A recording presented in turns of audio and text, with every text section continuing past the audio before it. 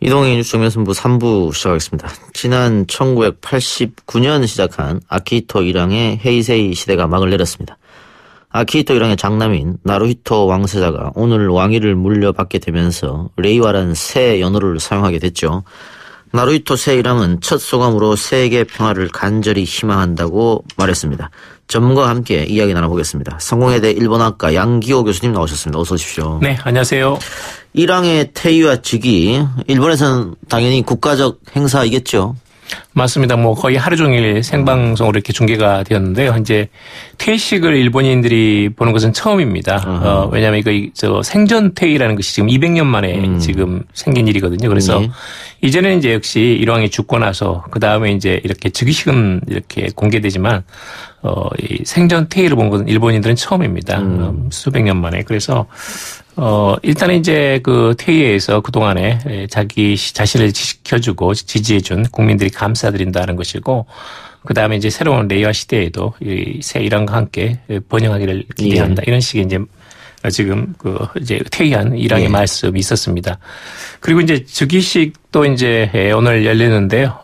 주로 이제 일본 전국을 대표하는 이런 도도부연의 단체장들, 그리고 일본의 총리, 그리고 산부 요인들이 모여가지고 한 260명 정도가 모여가지고 이런 즉위를 축하하는 이런 이야기, 그리고 거기에 대한 이 새 일왕의 소감을 이야기를 했습니다. 이제 퇴위식 즉위식은 있지만 외국 정상들을 이렇게 초청을 해서 공식적으로 즉위를 선언하는 것은 10월 중순 이후입니다. 그래서 이것은 일본 국내 행사고, 이제 공식적으로 어떤 그런 어떤 세계적인 정상들을 초청해서 행사를 하는 것은 10월 말로 예정되어 있습니다. 그러면 5개월, 6개월간 어쨌든 계속해서. 맞습니다. 계속해서 일본 매스컴에서는 이걸 다루겠네요. 맞습니다. 이제 계속해서 여러 가지 행사가 있습니다. 그래서 일각에서는 아베 총리가 이거 새로운 일왕의 즉위 이게 좀 이용하려고 그런 거 아니냐, 그런 얘기가 있던데. 그렇습니다. 이제 아무래도 레이와에 대한 연호에 대해서 조금 약간 비판적인 시각이 있습니다. 그러니까 레이라는 것이 명령의 명자고 와라는 거 시와의 와자인데, 그래서 이제 어떤 전쟁을 연상시키는 그런 어감이 있지 않느냐 해가지고 상당히 좀 약간 비판적인 시각도 있고, 그리고 단어를 만든 게 이제 만엽집에서 나왔는데, 일본에서 가장 오래된 시가집이긴 한데 그 만엽집에 나온 시구를 인용을 해가지고 옛날에 이런 일본군들이 말하자면 그러니까 전쟁에 가가지고 자살하거나 아니면 그랬을 때 많이 활용했던 시구가 많이 있거든요. 그래서 이제 일본 측에서는 지금까지는 중국의 이제 한문 서적에서 이 연호를 따왔지만, 처음으로 일본 만엽집에서 따왔다 해가지고 높이 평가하고 있지만, 사실은 이제 여러 가지 그런 점을 감안하게 되면 이것이 꼭 그렇게 평화주의적이고 아니면 주변 국가와 간의 어떤 우호를 강조하는 단어인가에 대해서는 의심이 간다라는 그런 비판적인 시각도 분명히 있습니다. 그러니까 결국은 헌법 소원이 아니면은 아베가 이야기하는 전쟁 국가로 만들 수 있는 개헌이냐, 이 문제가 아직 논란이 있는데, 그전 아키히토 일왕은 어쨌든 헌법 수호 의지를 나타냈는데 새로운 왕은 어떨까, 어떻게 보세요? 그것은 이제 이게 좀 평화헌법의 이제 구조를 좀 알아야 할 필요가 있는데요. 평화헌법 1조에는 이제 이 일왕은 일본국 의 상징이고 국민 통합의 상징이다 이렇게 되어 있거든요. 그래서 국사는 이제 금지되어 있습니다. 국사 개입은 금지되어 있습니다. 국사에 적극적으로 개입하거나 아니면 적극적인 발언 같은 것은 못하게 되어 있습니다. 그것은 이제 2차 대전에서 명치헌법에서 일왕이 어떤 대권을 가지면서 제국주의 그다음에 이제 중국 침략으로 치달으면서 이런 전쟁이라는 참화가 있었기 때문에 이 말하자면 실질 권력으로부터 분리를 시킨 거거든요. 근데 그런 점에서는 너무 지나치게 우리가 어떤 한일 관계라든지 평화헌법에 대해서 새로운 일왕의 어떤 어떤 역할을 기대하는 것은 조금 약간 좀 냉정하게 볼 필요가 있다고 봅니다. 다만 이제 지금 나루히토 새 일왕도 지난번에 2015년에 전쟁의 참화가 잊혀지지 않도록 미래 세대에게 잘 전달돼야 된다라는 것은 분명히 이야기한 바가 있습니다. 그런 점에서는 일본 내에서 굉장히 이제 그런 굉장히 좀 인기도가 높습니다. 인기도가 높고 특히 이제 본인의 결혼식에 있어서도 굉장히 인간적인 면모가 많이 돋보이고 그런 점에서는 또 다른 면에서 본다면 또 이제 약간 그런 그 국제적인 감각도 뛰어난 사람이라서 어떤 면에서 저는 굉장히 좀 기대를 하고 싶다는 생각도 듭니다. 결혼 인간적인 면 말씀해 주셨으니까 뭐 꽤 오랫동안 그 구애를 했다면서요? 맞습니다. 뭐 7년 넘게 이렇게 고해를 했는데 상당히 재미있는 말을 했습니다. 그러니까 내가 평생 동안 당신을 절대 지키겠다라는 말도 하고 그다음에 이제 어떻게 해서 결혼을 하게 되었느냐, 어떻게 해서 이제 그 부인 마사코 왕후가 마음에 들었냐 이렇게 물어보니까 뭐 아름다운 것을 보고 아름답다고 말하고 따뜻한 것을 보고 따뜻하고 이렇게 말씀할 줄 아는 분이다 이렇게 해가지고 굉장히 좀 일본인데 굉장히 한때 유행했던 그런 그 연인들 간에 유행했던 그런 그 이야기 화제를 낳기도 했습니다. 근데 이 마사코 왕후 이분이 그 결혼하고 난 후에 그 제대로 적응을 못해서 굉장히 힘들었다. 그리고 아들을 낳지 못하는 그 압력도 있었다. 이런 얘기도 있던데요.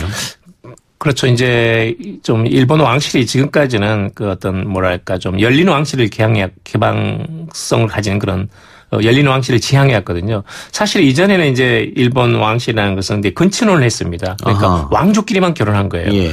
그리고 이제 지금에 물러난 그 미치코 왕후가 처음으로 민간에서 들어온 겁니다. 예. 그리고 이제 마사코 지금 왕후도 이제 민간에서 들어왔거든요. 근데 그런 점에서는 좀 좀 열린 왕실을 지향해왔는데 역시 이제 태어날 때부터 왕실에 자란 게 아니기 때문에 민간에서 들어왔는데 이게 지금 왕실의 어떤 그런 그 엄격한 그런 규칙이라든지 또는 주변 또는 이제 외부에서 바라보는 시각 같은 데서 굉장히 힘들지 않습니까? 예. 그러다 보니까 이제 좀 약간 스트레스가 쌓여가지고 10여 년간 그 임신이 안 돼가지고 제가 좀 들은 이야기로는 이 임신을 위해서 한국에서 인삼을 수입해서 먹었다는 이야기도 있습니다. 인삼을 먹으면 배가 따뜻해진다고 그래요. 그런데 이제 좀 지금 아들을 못 낳고 우리는 이제 딸이 좋습니다만은 역시 일본 왕실 전범에서는 아들만이 이 왕위를 승계할 수 있게 돼 있거든요. 그래서 지금 아이코라는 지금 딸이 있습니다. 그러면 딸이 승계는 못할 테고 다음은 어떻게 돼요? 지금 이제 왕실 전범에서는 이게 그러니까 남자 장손의 직계만이 이렇게 승계한다고 되어 있거든요. 그래서 지금 이제 그 승계 순위는 다 정해져 있습니다.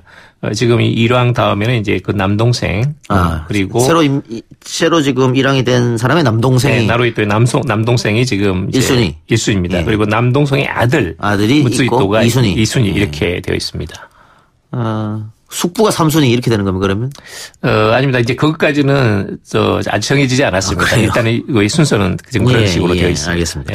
그리고 언론 보도를 보니까 나루히토 왕세자가 처음으로 외국 유학을 했다고 하던데. 예. 그건 뭐 의미가 있습니까? 그런 점에서는 저는 이제 상당히 이제 국제적인 감각이 탁월한 분이라고 생각하는데요. 그러니까 이 왕세가 2년간 옥스퍼드에서 유학을 했습니다. 그리고 지금 왕후도 지금 말하자면 지금 마사코 왕비도 하버드하고 또 이제 옥스퍼드에서 2년간 유학을 했거든요. 외교관 출신이죠. 외교관 출신입니다. 그리고 이제 본인도 외교관 출신이고 그 아버지도 굉장히 유명한 그 외교관 오하다라고 국제사법재판소에 재판관도 했던 아주 유명한 이런 그 외교관 출신입니다. 네, 그런 점에서는 이제 외국에 대한 이해도라든지 주변국 또는 이웃나라의 어떤 우호관계 이런 것도 많은 관심을 가지고 있을 거라고 보고 또 왕세자 기간 동안에 이미 30번이나 넘게 해외를 순방한 적도 있어서 그런 점에서는 어떤 면에서는 좀 주변국에 대한 그런 이해심이 깊지 않나 이렇게 기대하고 있습니다. 본인도 그 2년여간의 유학 시절이 자기 인생에서 제일 좋았던 시기였다고 말한 거 보니까 이 왕실 생활이 그렇게 즐겁지는 않나 봐요. 맞습니다. 이제 사실은 그렇지 않겠습니까? 일반인으로서 이렇게 즐길 거, 그냥 먹고 싶은 거 이런 것을 평범하게 살아가는 게 이제 남자고 이제 행복을 느끼는 것인데 왕실이라는 건 이제 어떤 운명이니까요. 자기가 거기서 태어나가지고 그렇게 살아갈 수밖에 없는 갇혀진 존재고 사람을 아무나 만날 수도 없고 이렇게 마음대로 밖에 나갈 수도 없고 라는 것이고 그래서 이제 처음에 그 미치코 왕후도 전 왕후도 마찬가지고 지금 마사코 왕비도 처음에 굉장히 거절했습니다. 몇 차례 구애가 있었지만 그 결혼에 대해서 본인은 죄송하지만 받을 수 없다라고 이렇게 몇 번 거절을 했는데 이제 계속 지속적으로 이렇게 구애를 해서 결국은 이제 결혼에 성공을 했습니다. 역시 이제 미치코 왕후도 전 왕후도 이제 한 5년 10년 전에 스트레스를 많이 받아가지고 밤늦게 일어나가지고 이렇게 야식을 한다든지 그리고 지금 이 마사코 왕비도 좀 임신이 안 돼가지고 스트레스를 받아가지고 말하자면 굉장히 힘든 그런 적응하지 못하고 심지어 한 1년 정도 네덜란드에 산 적도 있습니다. 그래서 일본을 뭐 한때 장기간 떠나 있었죠. 예. 네네. 그 아키히토 일왕은 어쨌든 인기가 좀 있었던 것 같고요. 그리고 아키히토 일왕은 조금 낮은 곳에서 또 가난한 사람들을 위해서 또 식민지 국가에 대한 사과도 했었고 평화를 추구하고 과연 아들도 그 길을 걸을 것인지 아니면 일본 정치권이 우경하는 것처럼 또 우경화될 건지 교수님 어떻게 보십니까? 그것은 이제 아까도 이제 말씀드렸지만 그 부분에 대해서 너무 한국에서 좀 기대를 높이는 것은 좀 바람직하지 않다라는 생각이 들고요. 그건 뭐 이제 일본 평화법의 정신에 따라서 국사 행위는 금지되어 있기 때문에 이것을 너무 기대하는 것은 바람직하지 않습니다. 다만 이전에 이제 아키히토 일왕이 했던 것처럼 어떤 그 발언이라든지 또는 어떤 방문, 예를 들면 아키히토 일왕은 그 한때 이 한반도에 계신 분들한테 아주 크나큰 고통을 남겼다 해가지고 굉장히 죄송하게 생각한다라는 발언도 했었고 또 본인이 이제 한국에 오고 싶었지만 오지 못해가지고 그 고구려 고마 신사라는 것도 방문을 했었고 또 본인이 이제 그 속 일본기에 따르면 이 간무 천황의 그 어머니가 그 문영왕릉의 자손이었다 해가지고 백제 후손이었다. 맞습니다. 그래서 굉장히 그 친근감을 그렇게 표시하기도 하고 했습니다. 그 퇴임 이후에 방한할 수도 있는 거 아닙니까? 그것은 쉽지 않습니다. 본인이 이제 건강상 문제로 공무를 수행하기 어렵다 해가지고 지금 생전 퇴위를 했거든요. 그렇기 때문에 지금 이제 건강상이 이게 방한이 허용할 것인가 하는 문제도 있고 특히 아시다시피 요즘 이제 한일 관계 상당히 악화된 상태입니다. 그런 데서 이렇게 무리해서 방한하는 것은 저는 바람직하지 않다고 보고요. 단 이제 여러 가지 대안 가운데 하나는 지금 현재 천황이 이렇게 일왕이 이렇게 한국을 방한하기는 쉽지 않은 문제고 정치적으로 약간 부담감이 덜한 물러난 상황이 아키히토 상황이 한국을 방문하는 것은 가능하지 않겠느냐 이런 것은 아마 논의할 그런 그 필요는 있다고 보지만 지금 상태로서는 약간 쉽지 않다. 가까운 시일 내에는 어렵지 않겠느냐는 생각도 듭니다. 그러면은 뭐 새로운 일왕이 즉위한다고 해서 한일 관계가 뭐 급속도로 바뀐다 이런 거는 아니겠네요. 뭐 그걸 이제 기대하는 것은 어렵습니다만은 이제 일본 국내에서 상당히 이제 여러 가지 이제 경사스러운 일이고 이건 상당히 축하 분위기가 있거든요. 그래서 지금 즉위식도 오늘 있었고 그리고 6월 말에 오사카에서 G20 서미트도 있고 그다음에 역시 이제 그 즉위를 선언하는 이런 이 항연이 이제 10월 중순에 있거든요. 그런 점에서는 이제 이런 한일 양국 정상 간의 어떤 회담이라든지 또는 한일 양국 간의 어떤 그런 이 고위급 수준에서의 만남이라든지 이런 것들은 빈번하게 아마 진행될 가능성이 있습니다. 또 내년에는 이제 여름에 도쿄 올림픽이 있지 않습니까? 그런 점에서는 일본도 마찬가지로 주변 국가의 이 어떤 우호 친선 관계 이걸 이제 중시할 수밖에 없습니다. 그런 점에서는 저는 이런 모멘텀들을 잘 살려가지고 한일 관계를 개선할 수 있는 그런 어떤 분위기는 상당히 지금 있다라는 것이고 이것을 잘 활용할 필요가 있었고 이것이 매우 중요하다. 또 여기에 대해서는 일본뿐만 아니라 우리도 상당히 진지하게 좀 관심을 가지고 가야 된다라는 말씀을 드립니다. 인기 걸그룹이죠. 트와이스의 사나 일본인 멤버인데 교수님 아십니까 혹시? 네. 거기까지는 압니다. 그래요? 사나가 트위터인가요? SNS에 어쨌든 일왕 퇴위 심경을 썼습니다. 헤이세이 출생으로 헤이세이가 끝나는 건 왠지 모르게 쓸쓸하지만 헤이세이 수고했다. 레이와라는 새로운 시작을 향해서 헤이세이 마지막인 오늘은 산뜻한 하루로 보내라. 이런 글이었는데 89년에 시작됐지 않습니까?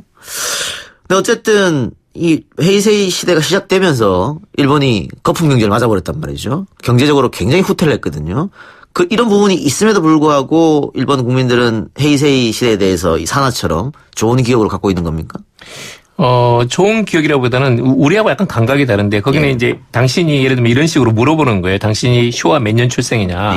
당신이 헤이세이 몇 년 출생이냐. 그러면 약간 일체감을 느끼는 겁니다. 동시대를 살았다는 그러니까 이 언호라는 것이 그런 점에서는 생활 문화 어떤 면에서는 인생 주기까지 규정하는 그런 측면이 있어요. 예. 그렇다 보니까 본인이 태어난 그 헤이세이가 저물었다라는 점에서 아쉽다라는 것을 아마 그런 그 SNS로 올린 게 아닌가 하는 생각이 듭니다만은 사실은 이제 물론 이제 그 트와이스는 우리 국산의 어떤 걸그룹입니다. 그렇지만 동시에 이제 글로벌 걸그룹이고 그렇죠. 이것은 한국인의 자산이기도 하지만 또 일본인들이 공감하는 부분이 있거든요. 일본인들이 어떤 면에서는 한일 공동의 작품이기도 하고 그런 점에서는 어떤 글로벌 걸그룹으로서의 어떤 문화적인 다양성 또는 이제 본인의 어떤 그런 그 감상을 올리는 것에 대해서 너무 민감하게 반응하는 것은 우리도 이제 뭐 세계 제12, 13위 경제 대국이고 글로벌 이런 BTS라든지 트와이스라든지 걸그룹 또는 이런 그 가수 그룹들을 많이 가지고 있고 그럼요. 어떤 면에서는 문화 대국이고 그런 예. 점에서는 너무 이 점에 대해서 민감하게 반응하는 것은 좀 성숙된 자세는 예. 아니다. 그런 예. 점에서는 조금 더 우리가 관용성을 가지고 널리 보자라는 예. 말씀을 좀 드립니다. 예. 그 교수님이 이렇게 말씀하신 이유가 그 트와이스 멤버 사나가 이런 글을 올렸더니 굉장히 논란이 됐어요. 맞습니다. 뭐 3.1절 100주년 때는 뭐 했냐 그랬는데 뭐 일본인이니까 충분히 남길 수 있는 글이라고 보고요. 예. 네. 조금 성숙하게 바라봤으면 하는 생각 저도 동감합니다. 그리고 헤이세이 저도 헤이세이 시대 때 일본에서 공부한 적이 있어가지고 그러시네요. 네네. 예. 저도 좀 색다르게 다가오는데 어쨌든 축제 분위기이긴 한데 아까 태희환 왕이 오기는 여러 가지 문제로 어렵겠다. 그럼 새로 즉위한 왕이 방한할 가능성도 없습니까?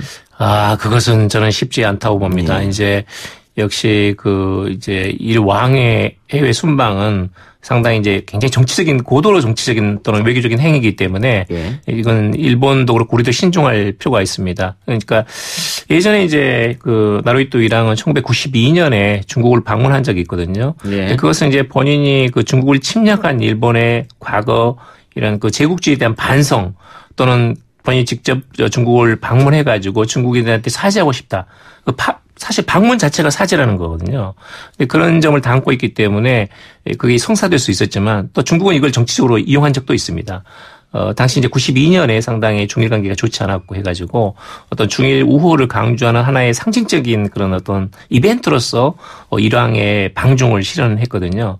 그런데 이제 사실은 아직까지 우리가 그런 그 강제 현행 또 이 위안부 피해자들이 생존해 있지 않습니까? 이분들이 살아있는데 일본 정부가 진정성을 가지고 지금 어떤 그 반성이라든지 사죄라든지 이것을 하지 않는 상태에서 과연 일왕이 온다면 예를 들면 위안부 피해자 할머니들의 손을 잡으면서 사죄할 수 있겠느냐. 그런 분위기는 일본인들이 당연히 그래야 되는데 일본 정부가 그건 허용하지 않습니다. 그리고 그렇지 않을 경우에 그럼 와서 방한한 다음에 예를 들면 지금 일왕 부부는 굉장히 그 등산 그 매니아거든요. 예. 예를 들면 뭐 설악산이라든지 북한산을 문재인 대통령과 같이 이렇게 등산을 한다든지 하는 것은 그건 아주 좋은 그런 그 한 컷의 사진이 될 수 있지만 그런 반면에 피해자들에게 진정성 있는 사죄가 수반돼야 되는 거죠. 근데 그러면 그럴 정도의 어떤 한일 양국 간의 우호 관계 또는 일본 측 한국 측의 양해가 만들어져야 되는 겁니다. 근데 그렇게 되지 않을 경우에는 방한하고 나서 뭐 성과가 별로 없었다라든지 또 거기에 대해서 한국 내에서 불만이 있거나 또 일본에서 비판이 나오게 되면 그건 정치적인 부담을 안을 수밖에 되거든요. 그런 점에서 굉장히 좀 신중할 필요가 있다라는 말씀을 드립니다. 근데 자신의 아버지가 백제의 후손이라고 얘기했으니까 백제 산 한번 등산하는 것도 좋지 않나 그런 생각이 들어요. 실제로 이제 일본의 왕족들은 그 백제에 가끔 와갔습니다. 그러니까 이제 부여를 많이 방문해서 문영왕후도 직접 방문한 적도 있고 일본의 왕족들은 그건 자주 있었습니다. 또 우리 이제 중요한 그 스포츠 행사 때도 온 적이 있고요. 그런데 이제 역시 이제 현직 일왕이 오는 것은 이건 상징성이 크기 때문에 이건 다른 문제입니다. 알겠습니다. 예, 교수님 오늘 말씀 여기까지 듣고요. 다음에 또 그 국제적으로 다시 한번 할 때 그때 한번 모시죠. 예. 감사합니다. 예, 지금까지 양기호 성공회대 일본학과 교수였습니다.